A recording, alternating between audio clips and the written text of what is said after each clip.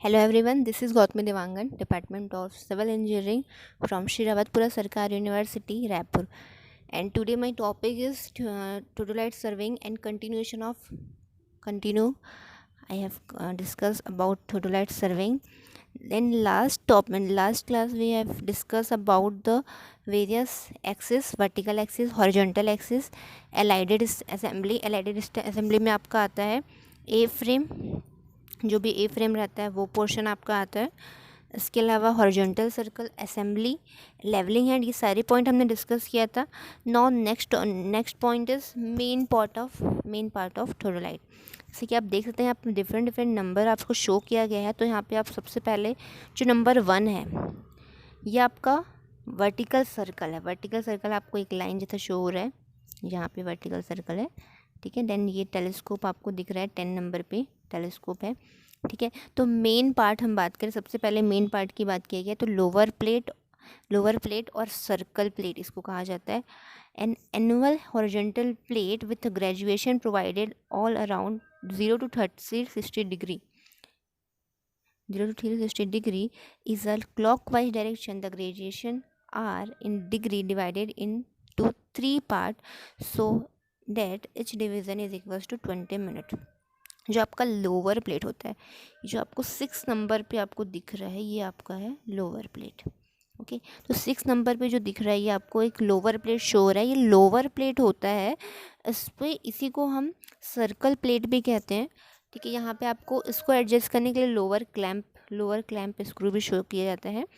तो इसमें आपका जो एक पार्ट होता है, एक जो आपका टोटल सर्कल होता है वो 0 से 360 डिग्री एंगल पर डिवाइड होता है, ठीक है। मेन जो ये सर्कल प्लेट होता है, सर्कुलर प्लेट होता है, यहाँ पे स्केल ग्रेजुएटेड स्केल लगे होते हैं 0 से 360 डिग्री पर, ठीक है। तो जो 1 पार्ट होता है, मतलब कि 1 डिग्री जो शो करता है, वहाँ पे 3 पार्ट होते हैं।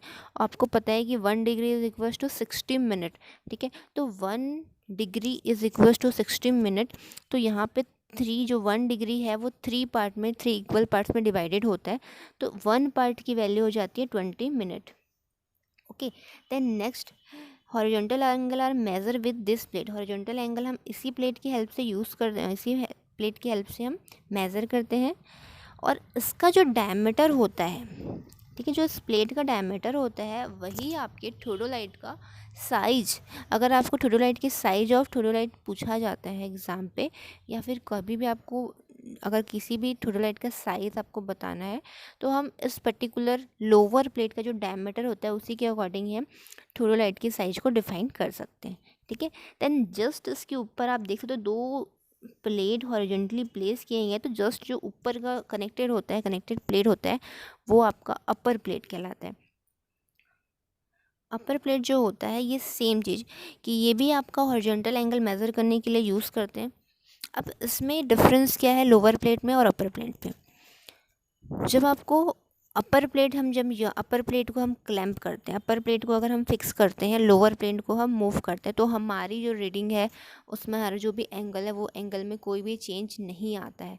आप सपोज़ कोई भी पॉइंट को लोकेट कर रहे हो, तो आप अगर अपने थोडोलाइट को रोटेट करते हो, स्विंग करते हो, तो वहाँ पर आपका जो एंगल में है, आपने जो एंगल फिक्स करके रखा है वो एंगल बिल्कुल भी चेंज नहीं होता है, ठीक है। तो मेन एंगल रीड करने के लिए, एंगल फाइंड आउट करने के लिए हम अपर प्लेट को फ्री करते हैं, लोअर प्लेट को फिक्स करते हैं, ठीक है।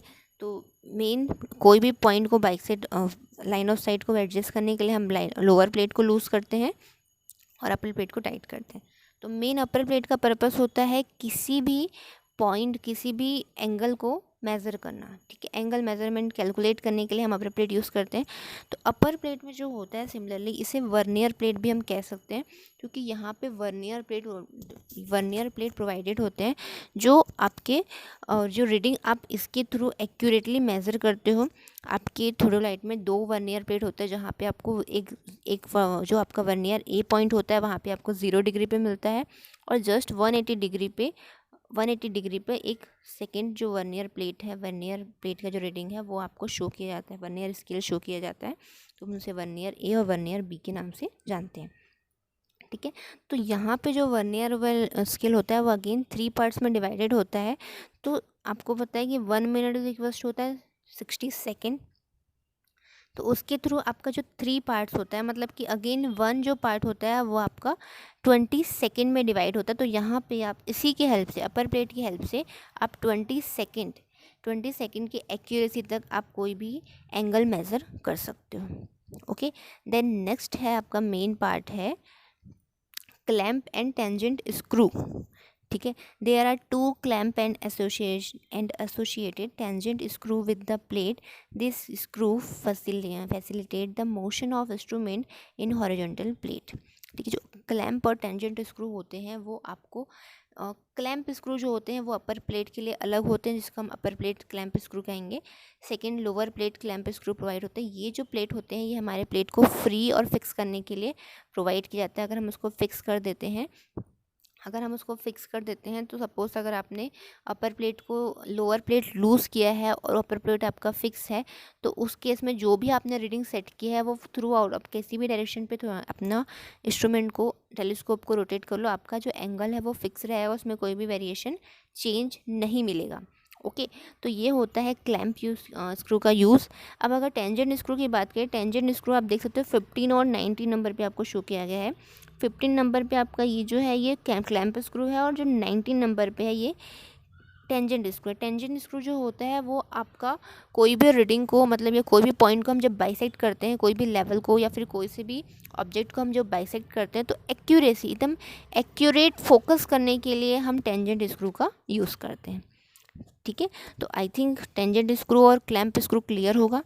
देन नेक्स्ट मेन पार्ट होते हैं आपके प्लेट लेवल।